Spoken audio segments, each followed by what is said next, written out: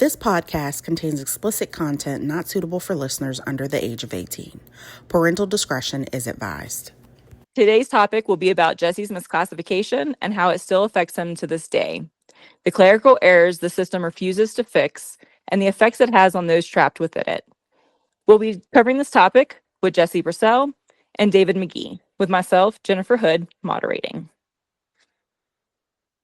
Jesse, on paper right now, what does your record say? First degree or attempted? Where did you last see it printed or on a screen? So if you look me up, it says first degree murder. There's no attempted on there. Even the code that was used while I was in DOC was the code for first degree murder, not a code for attempted murder. And as far as the last place it was, every time I make a payment on my fines, I see them on receipt. David, hearing this and this clear misjudged clerical error in the system, how does that make you feel, knowing that there are misclassifications like Jesse's out there that nobody's willing to fix, or in his case that he's asked to be fixed and they just say, oh, our system is too old, we can't fix it with the new system, so just it is what it is? Before, not even sorry, right? What is your thoughts on that? It just lets you see the unfairness and equality in the judicial system, that they try to tell you, man, it's all about rehabilitation and getting people better, but how it shows how they really don't care about the people. That's my impression of the whole thing, because why would you not want to correct that type of error on an individual in order to try to make their life be better as they come back into the community? Why would you not want to correct that? I definitely agree. That is, again, just another example of how if it doesn't affect me, I don't care, right? Even the people who are supposed to care, the people who are supposed to be managing the system and making sure that it's accurate, when faced with inaccuracy, are just like, well, not my job, or yeah, sorry, can't help you. And that's crazy that we have accepted that as a business, from a business perspective, even on that level, if you think about it. So Jesse, when a job runs your background and sees first degree murder, how does that make you feel as a man trapped in this situation? Honestly, I didn't care nothing about that. I just, I quit caring about it a long time ago. I've been labeled my whole life as this or that or the third. The whole thing about the clerical error that really bothered me is you claiming to be a system that's about fairness and just. You can't even label my crimes right. I did my part. I went to prison. I sat there. I behaved, right? Paid my dues. I'm making payments on my fines regularly. I'm doing my part of this whole judicial system, right? Holding up my end of the bargain. All I got to say about it. How do you stay positive in a system that has treated you so unfairly? How do you, on the daily, deal with it and stay positive with a system that has treated you in such an unfair manner? I kind of got asked a similar question the other day from someone who's very dear to me. And she's struggling with some things in life, being labeled, right? And why do you care? Like, people gonna judge me no matter what. No matter if they know my story or don't know my story, they're gonna judge me. So I don't care. I'll just tell people what it is. And I've seen to get a lot more positive feedback from just being completely open and straightforward with people about my situation. Because if I tried to hide it or lie about it, or allow it to stop me, then what? I might as well be in the grave then, right? So I just don't allow it to stop me. I just to keep telling myself every day, I'm gonna get judged, I'm gonna get judged, I'm gonna get judged. It doesn't matter. So I guess that's one of the good things I got from prison is that I learned to let things go. I would say on the back end of that, right, I started letting things go to such an extent that now it's difficult to re-grasp those things, right? Yeah, I can understand that. It seems like, I mean, it's just kind of hard to reprogram in that sense, but you do understand the necessity in trying to, though, right? Oh yeah, absolutely. Absolutely. I, I guess that's what makes me positive is knowing the necessity of it, right? I know that I have to be able to reconnect, just like I know that for me to be able to make it in there without allowing myself to succumb to that environment, I had to learn to disconnect. So, Jesse, how did that mismatch on your record spill into your relationship with your daughter? What did you have to explain? So basically, I had to explain that I wasn't a murderer. Because, when you look me up, and I don't know if it was her mother, I don't know if it was the news, I don't know what it was, where she got her information. But when you look me up just on a general search, it says first degree murder. So I had to explain to her that I didn't kill anybody, right? And then I had to go even further and explain that I didn't even actually hurt anybody. That it was just a bullet that hit near somebody, and I got charged with attempted murder. So I had to explain that to her that I didn't really hurt anybody, and that's a difficult thing for a teenager to accept from somebody who's never been there, who can't recall one memory of you in their life. So how do you really? Because the system's not gonna lie, right? I'll look you up right now. Google, it's on the internet, right? But of course, that absent father. Well, why wouldn't he be a liar? David, you've been in Jesse's life since he was a kid. You, I believe, were even there the day that his daughter was born. What are your thoughts hearing about this and how not only has he faced this injustice just from, serving extra time due to the misclassification, which we'll cover a little bit later, but also the fact that, you know what I mean, like it kind of made it where any chances he did have of having a relationship with her were almost destroyed. What are your thoughts? I mean, it's such a sad situation to to just to watch, especially knowing how much Jesse loved his daughter from the absolute beginning. So to see, him not being able to reconnect with her, I consider it a travesty. And more importantly, from a label standpoint, the fact that he has to explain to her that he's not a first degree murderer, right? I mean, and you know how people you just believe what the system tells you.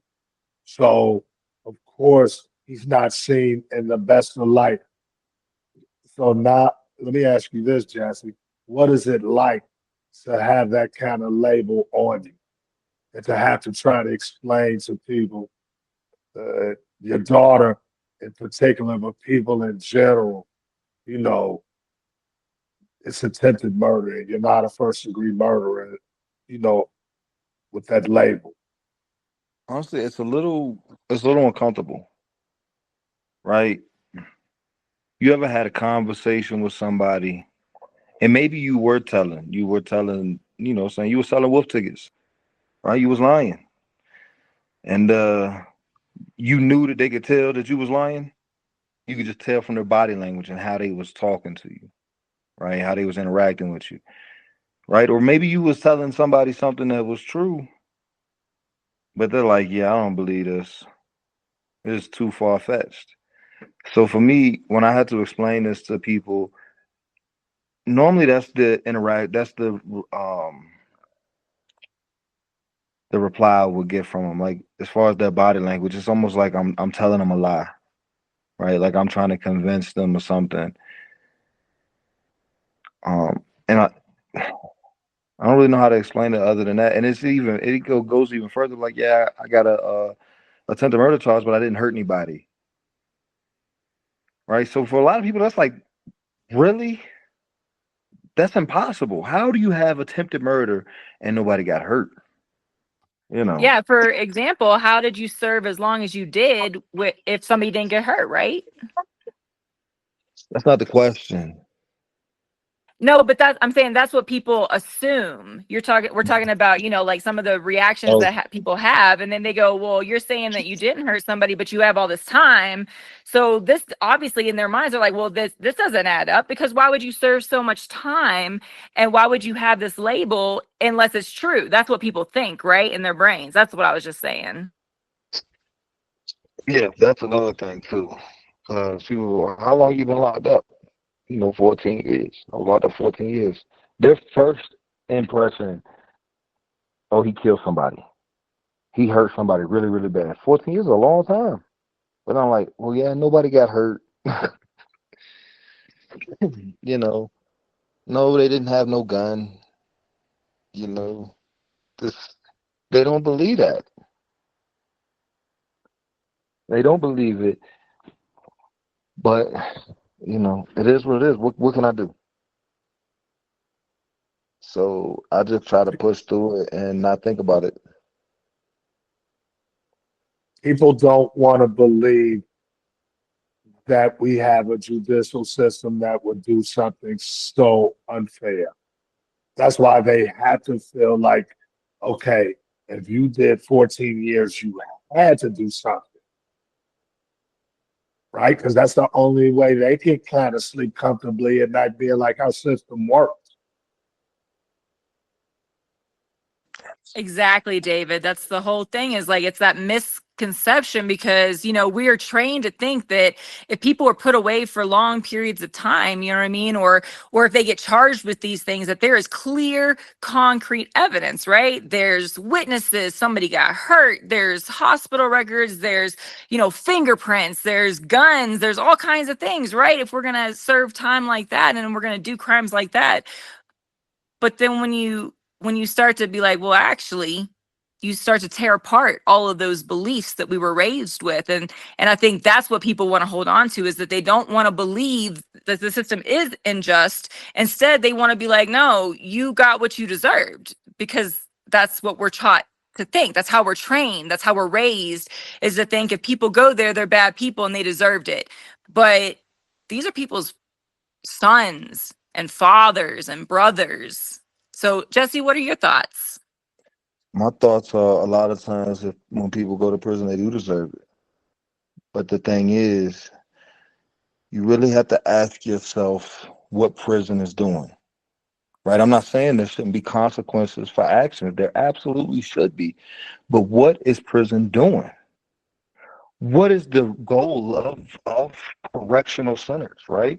What are the goals of juvenile facilities? What are the goals of county jails and regional jails, right? What are their goals? What are they trying to produce, right? People are paying for their crimes, but how? What's the punishment? You're taking them away from their family. You're taking away from them paying taxes. You're taking away from them being there for their children and all those things. And all right, maybe they deserve it. If in your eyes they deserve it. Okay, if that's your argument, we'll go with it. But if they're not going in there for the rest of their life, 9 times out of 10, they're coming out worse than what they were when they went in there, because you have to be, because of the way you're treated in there. Like I said, there's a culture amongst the guys that are locked up, right? But there's also a culture amongst the individuals who work there and run those institutions, right? Like I said before, I wasn't in there for the rest of my life. It became normal for me to be walked on a leash like an animal. but I forgot what it felt like to hug a woman. And then you put me back on the street. If I wasn't who I am and have the beliefs that I have,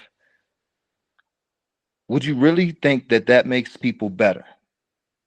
That is just punishment for what they did to harm you? In this day and age, there's nothing better we can come up with.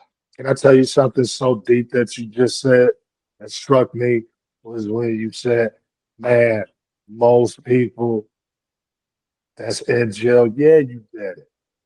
But then you really got me to understand the fact of, but it's a vast majority that you get ready to let back out, right?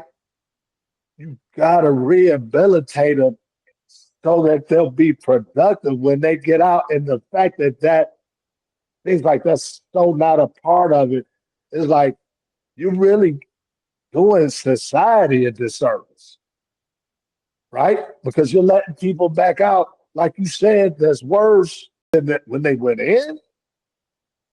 You know, to that, I'll say this, and this is all I'm going to say about people being worse or better when they go in. I didn't get high the whole time I was in prison. I didn't use drugs. The guy, everybody told me I did it the hard way. There's very few that don't, right? Because the misery. People trying to escape misery the same way they're doing it out here, right? So I've seen individuals in my time in there come in there, young men that's never done drugs, been or maybe smoked a little weed or had a drink, right? Kids leave full-blown drug addicts that are willing to do unspeakable things for their habit. Did they leave better? Did that kid leave better for blowing up that trash can? So, Jesse, I was going to say, you say you didn't turn to drugs, but you did turn to other things to help you in there to get clarity, which is like fitness and working with dogs. That kind of led you on the road of the passion that you are, that got you to where you are today, right? Because instead of turning to those things, you turn to things of positivity, trying to help traumatic dogs and help, train them so that they can be rehomed. These are dogs that most other people had given up on. They were literally thrown off to the prison and said, here you go, try to work with these animals, right? Because nobody wanted them. But these are animals that saved you, really, right? Gave you something, gave you a piece to be able to put your humanity into while you were in there. And that kind of gave you that unconditional love while you were there until it was ripped away from you during COVID. Yeah, so honestly, before I got to that lower level facility, what I did to keep focused was I studied. Right, I had it's crazy because I had a lot of time, but for a lot of my time, I was at a place where people had a lot more time than me, right? And I would just be lumped in with them because of my charge. So I wouldn't really be in the part with the guys that should be getting trades and things like that. I was actually in prison almost 10 years before I could get into any type of class because I already had a GED going in there. So what I did to keep myself focused was I just worked out, right?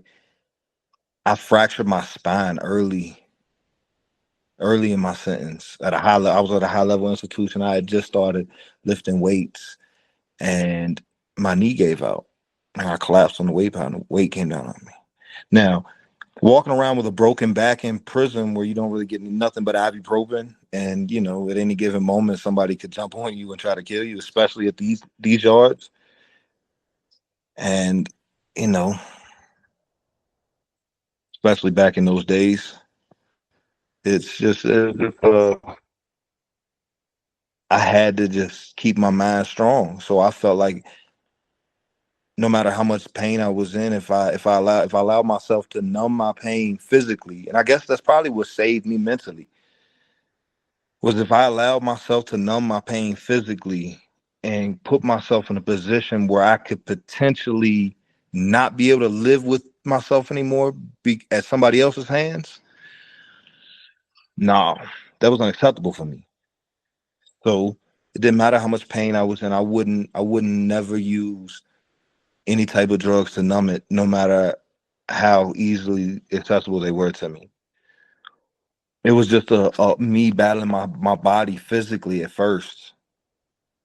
And then it became more of a mental battle later on when I realized everything that I was going to be, or I thought I was going to be, and everybody I thought was going to be in my life wasn't going to be there. It became mental battle then. And I think my physical pain, because when you're in physical pain, it's hard to focus solely on, how miserable you are mentally and emotionally. So I think it was my mental battle with my physical pain that was able to produce the results where I was like, okay, well, I won't get high, but I'll work out. I'll push my body to the limit.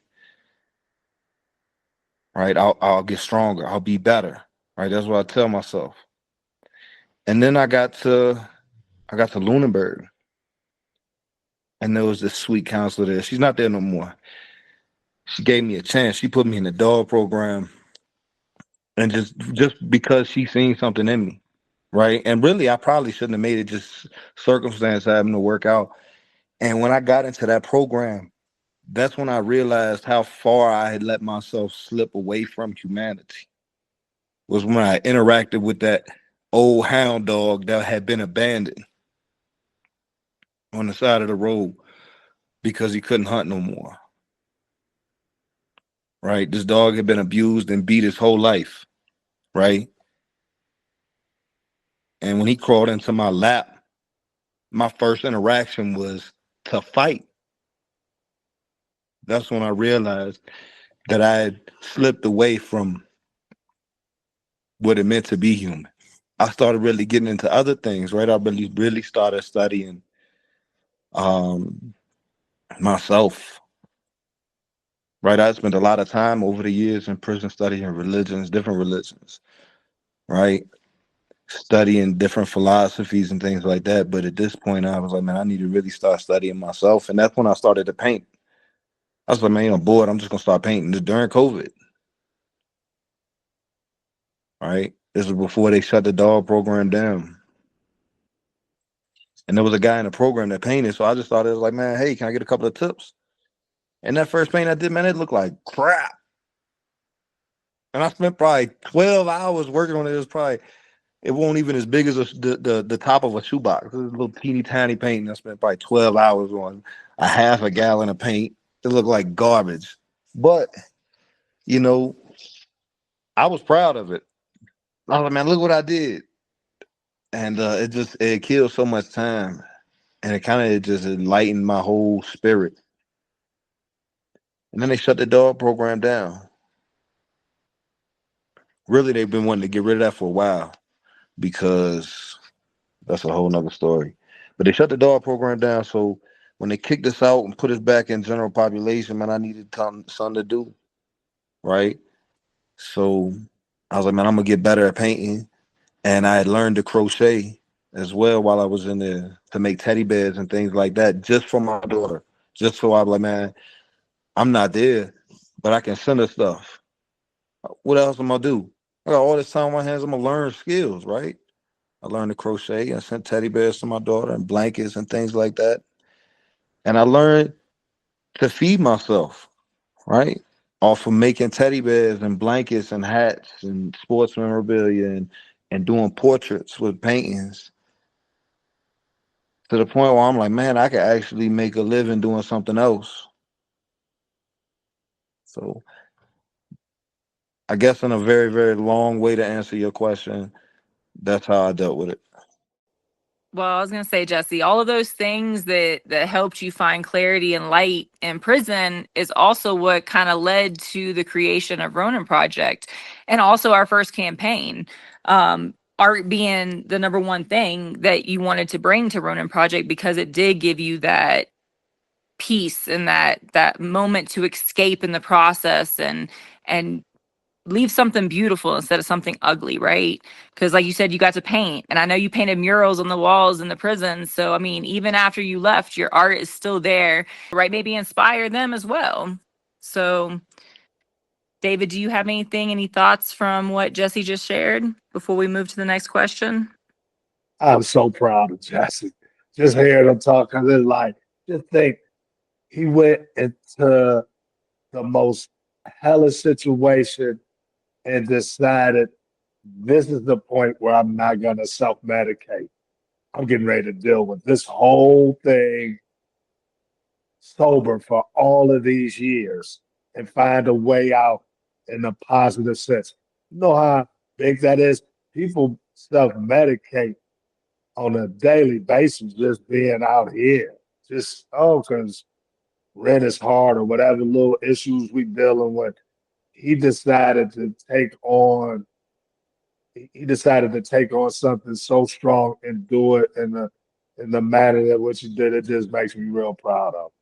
So Jesse, taking it back to your misalignment, misclassification, David, we kind of spoke briefly on it, but one of the things about the misclassification between murder, first degree murder, and attempted murder is the amount of time. Like the good time he would have earned back, he would have been able to earn more, but because of the charges that is in the system versus his actual charges, he lost time to the system because of that misclassification that they still are not willing to fix, even though on paper you can see that it's one thing and in the system it's another.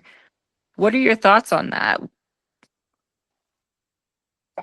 And for them not to want to correct the mistake just shows you the injustice in the system. Because why would you not want to give Jesse in particular and anybody getting out the system in general the most fair shot that they could possibly have to re-enter society? I, I know I shouldn't get too conspiracy like, but are they doing it on purpose? Right? Do they want to make sure they keep them down and kind of enslaved in a way on purpose? I mean, it just makes you wonder. I think I have a theory on that, right? And my theory is not that they're doing it on purpose. It's just that everyone has accepted that the system is flawed and that there's nothing they can do to change it. Right? That's what it is. A system that the people created is flawed, and the people feel there's nothing they can do to change it. Like, I don't know what even to say to that. Look, like I could almost compare you in this sense. Like, check out this analogy. Almost like the way ICE is rounding up all kind of people, and some of them are innocent though, and some of them are legal. But it's like, that's the way the system works, right? Like some of them are gonna have to, not the whole percentage is gonna work out. Some of them are gonna have to, try to get lost in the system like you, I guess, right? I was going to say that's a perfect, that's a thing that is commonly heard. I've heard this so many times is I would rather catch, if you get 12 bad guys, right? I would rather catch 11 bad guys and one good guy than to let 11 bad guys go with that one good guy. And that really is the problem with the mentality of society is that, they would rather persecute the innocent than possibly let somebody who is innocent go. So Jesse, what does it do to your head when the official story about you is wrong, but louder than the truth? I don't care. I just man, fuck them. My whole life, man, I felt like somebody had their foot on my neck, right? And I've been trying to bite back at their leg. I can't reach it. Fuck them. Instead of wasting my energy feeling bad about how they misclassified me or how I'm misrepresented or I was missentenced or whatever, I don't care no more. Fuck them. That's my motto. That's how I deal with it, right?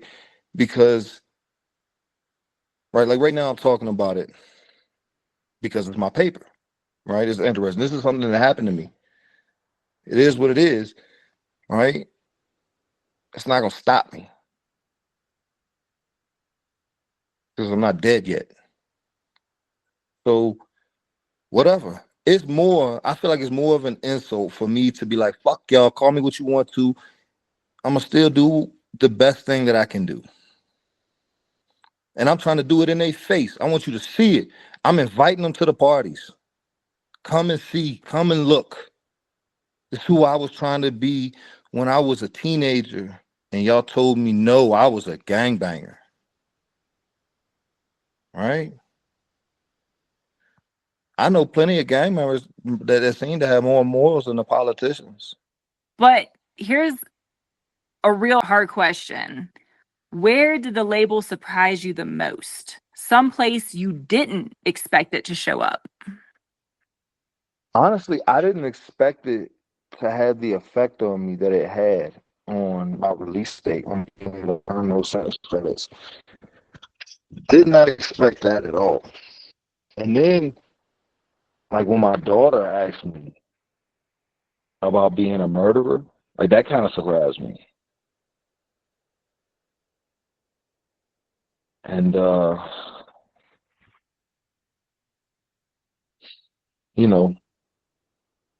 lot of times it's been even dating. Dating is kind of difficult with a murder charge nowadays, where everybody can just look everybody up. If you try to meet, a lot of women nowadays are nervous, it seems, about dating or interacting with men.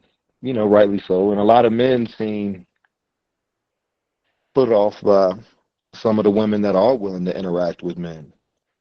But that's a subject for another day at another time. But it's difficult, right? Because they look you up, especially when I'm like, I want to be honest with you, I just got out. Oh, what you was locked up? I was locked up for attempted murder. They go back and look you up. You tell them one story, I was locked up for attempted murder, but nobody really got hurt. It was a whole thing. They got a bunch of questions, you answer them. They go home, they look it up. Google search. Man, this motherfucker full of shit.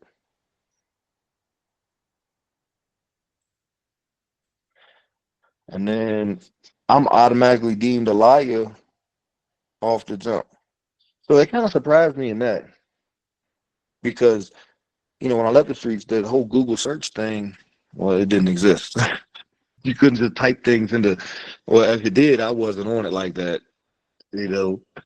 But you couldn't everybody didn't have, I'm going to look up your entire background in their pocket. David, hearing Jesse talk a little bit about how that affected him in a surprising way, in his relationship with his daughter, and in more of his personal life than, even though he said that, it also causes issues in his professional life, being highly qualified, but because you have this label, now you're all of a sudden you're just a liar. So now it's like no matter what he does, whether he tells the truth or he doesn't, it's like these labels just follow him everywhere. What are your thoughts about this? I mean, it's just like he said, he already has to deal with the label of attempted murder. That should be enough in terms of having to explain. Then he has to go and explain the misjustice that the system made and the mistake that they made in saying first degree murder and it just being a clerical or data based kind of issue that they just made a mistake. But it's like way too much explanation on Jesse's part to have to do where he didn't have to. That's a great point, David. So, Jesse, spitting off of David's point, who told you it's too late to fix and how did they say it?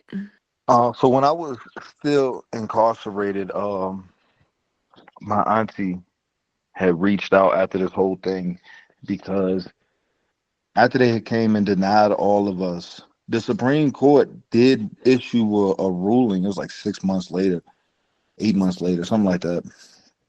They issued a ruling saying attempted was, and these are the exact verbiage, I believe.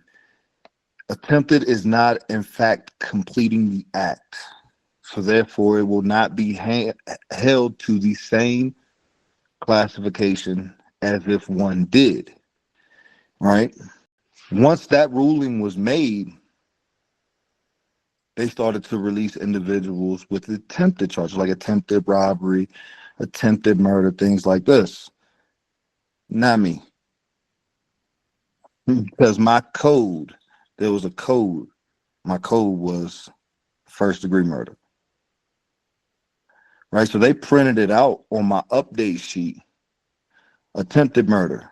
And then the code, that was the mistake, was in the code, the 3-digit code that goes along with each charge. So when I realized, I was like, oh my God, it's just not that simple. I had my aunt go down. I mailed her everything me and my counselor put together because my counselor realized this too. And she was like, okay, I'm going to do what I can to help you. So she printed off the papers for me, let me use the highlighter to highlight everything to make it easier for my aunt and the clerk. And my aunt, I mailed it to my aunt. She took it down to the clerk, and the clerk told her that they had changed over their system, that they now had an electronic system. And when I was sentenced, it was all paper. And that all those old files could not be changed or updated or some crap like that. I don't know. This is what my aunt had told me.